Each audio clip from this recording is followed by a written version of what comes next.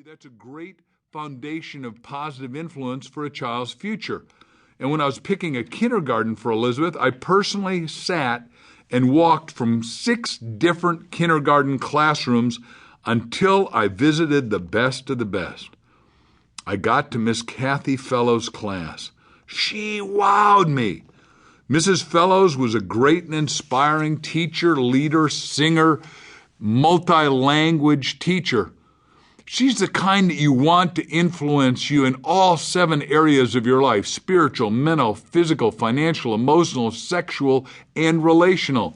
Mrs. Fellows was enthusiastically engaging. She made learning fun, joyous, playful, effortlessly easy. Learning was automatic and intrinsic in the process. She played the piano, sang in English and Spanish, the ABCs, the numbers. The kids had to be kinesthetically moving, standing, sitting, whispering in each other's ears, making shapes and sounds like triangles. They learned and didn't know what they were learning. The process was fun, enjoyable, and memorable. Every kid loved her and looked forward to going to class. I wanted to go back to kindergarten and take her class. When we met and chatted for a second, I said, "Mrs. Fellows, you're like my first kindergarten teacher. I love Mrs. Sneesby so much. She was probably 60 and a little overweight, but she made cookies and milk for us every day. And I said, someday I'm going to grow up and marry you." She said, "Marky, I'm happily married."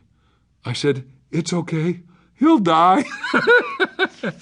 The point of all this diatribe is that you have been, are, and will be a choice of what and whom you allow to influence you. Choose to be influenced to go to higher ground, better places and spaces. Be part of the group that, influenced by association, has you being, doing, and having all the good that you desire, deserve, want, and keep choosing to be positively influenced better and better. Allow me to share that influence has a two-edged sword to it, both positive and negative. One of my great colleagues and partners and friends is a lovely man who I think the world of, one of the greatest and most inspirational speakers, thinkers, leaders, writers of our time, Bob Proctor. He's author of a lot of books, including Born Rich and other classic books, tapes, and videos. Bob says publicly that he was poorly influenced when he was younger. As a fireman, after he finished the Navy in Toronto, Canada, he was earning all of $4,000 a year.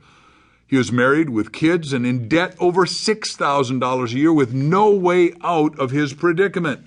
Nightly with the guys from the fire department, he went to the bar and drank.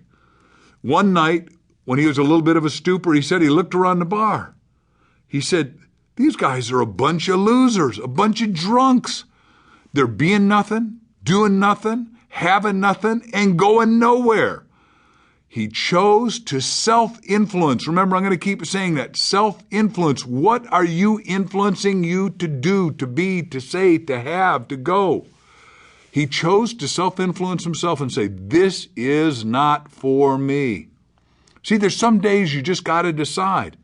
He got up, left, never to return to another bar or have another alcoholic drink. And I have literally been with Bob around the world, sometimes traveling as much as 250,000 miles a year with him. And he's never had another drink, no matter who says what, to influence him. He decided in favor of himself. I'm saying if you want to have rip-roaring influence, you got to decide in favor of yourself.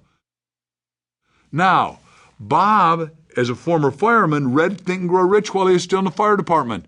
It says in Think and Grow Rich, whatever the mind can conceive and believe, it can achieve. He believed it, and he achieved promising and still extraordinary results at 75 years young. Notice, he influences himself, and I influence you to think of yourself as young no matter what your chronology is. Now, if you're 12 years old and you want to be 16 so you can drive a car, then it's a little bit different. Bob said, "I'm going to do the principles, and the first year I'm going to earn $75,000. All of his mates at the fire department went, "Who do you think you are? Are you nuts? Nobody can earn $75,000 a year." Well, he started washing windows. When he washed windows, he started making a lot more money. When he washed windows,